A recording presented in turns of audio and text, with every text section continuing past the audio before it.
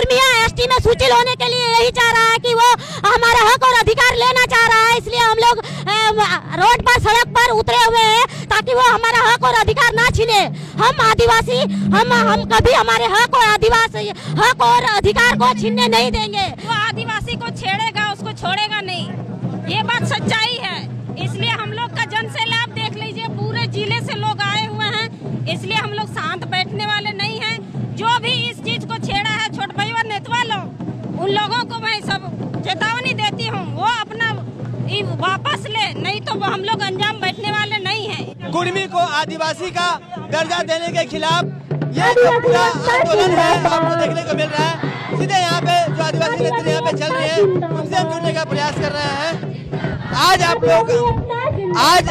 जो आप लोगों का आंदोलन है वो कुर्मी को एसटी का सूची का दर्जा देने के खिलाफ है, उसके मांग के खिलाफ है। क्या कहेंगे इस मौके पर?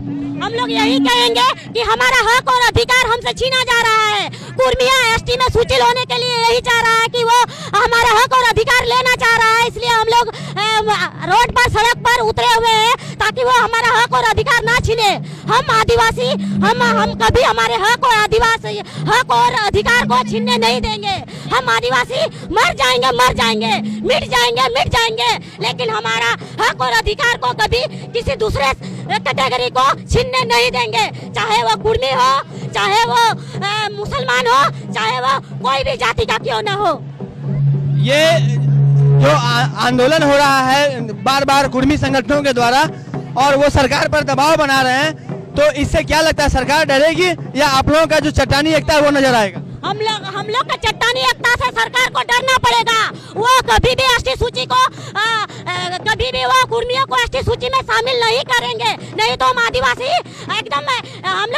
हम लोग कभी भी एसटी सूची में शामिल होने नहीं देंगे। हमारे एकता, हमारा जुम्मन से यह प्रचार प्रसार होता है कि सरकार जैसे कि वो कुर्मियों को एसटी सूची में शामिल नहीं करे, नहीं तो हम आदिवासी एकदम शांत नहीं बैठेंगे।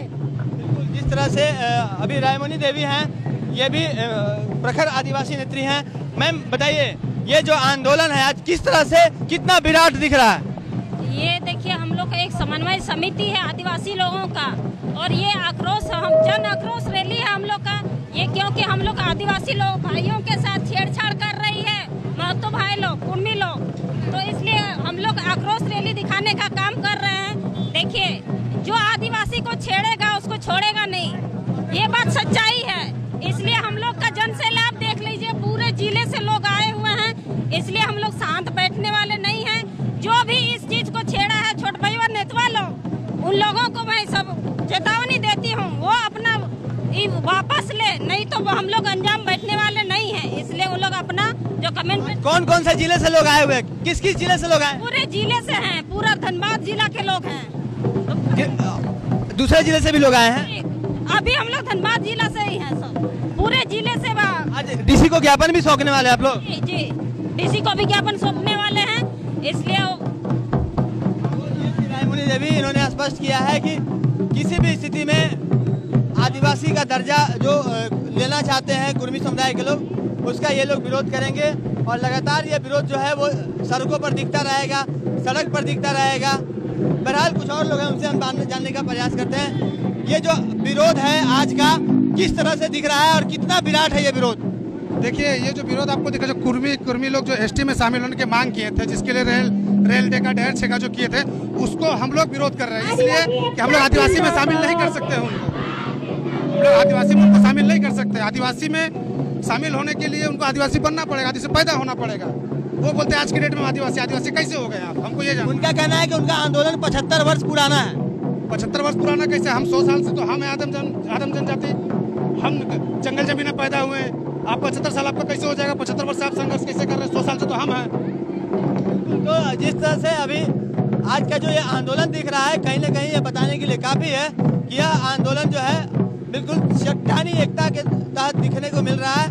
और इस बार कोई भी कंप्रोमाइज करने के लिए कम से कम धनबाद के जो आदिवासी समुदाय के लोग हैं वो इस बार तैयार नहीं है। सहयोगी रोशन के साथ राजकुमार जायसवाल, 11 स्कोप धनबाद।